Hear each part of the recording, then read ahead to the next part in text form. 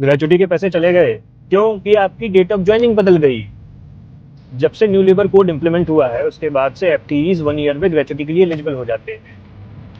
लेकिन इसमें कैच है क्योंकि आपको एफटीई के बारे में पता ही नहीं है। FTE stands for fixed term employment. जब एक एम्प्लॉयर एक डिफाइंड टेन्योर के लिए एग्रीमेंट साइन करते हैं तो वो एफटीई होता है। फॉर एग्जाम्पल कि आपने जॉब ज्वाइन करी बट वो एफटीई के केस में करी तो आपका टेन्योर ऑलरेडी फिक्स हुआ कि this job is only for 1 year.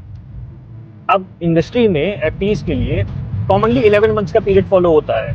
11 महीने के बाद में जरूरी नहीं कि बंदे को जाना पड़े, मैक्सिमम केसेस में एग्रीमेंट रिन्यू हो जाता है, कॉन्ट्रैक्ट रिन्यू हो जाता है, he keeps on working on it. But कुछ एक्सेप्शनल केसेस ऐसे भी होते हैं जहाँ पे 11 महीने पूरे होने के बाद में एम्प्लॉयर उनको एग्जिट करता है, नया एम्प्लॉय कोड बनाता है, नई डेट ऑफ ज्वाइनिंग आती है, देन वो फॉलो होता है।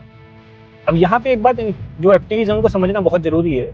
अगर 11वें महीने का एग्रीमेंट पूरे होने के बाद यानी 11 महीने पूरे होने के बाद अगर आप न्यू कोड से नई डेट ऑफ ज्वाइनिंग से करते हो तो आपकी ग्रेचुटी की एलिजिबिलिटी हमेशा खत्म होती रहेगी। आप इस तरीके से 5 साल भी काम करोगे still you will not be eligible for gratuity.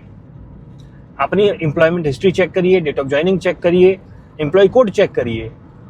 और अगले वीडियो में मैं आपको बताऊंगा टोटल रेम्युनरेशन के बारे में। सुना नहीं होगा बट बहुत इंपॉर्टेंट रोल प्ले करता है ये आपके सैलरी स्ट्रक्चर में। बने रहिए।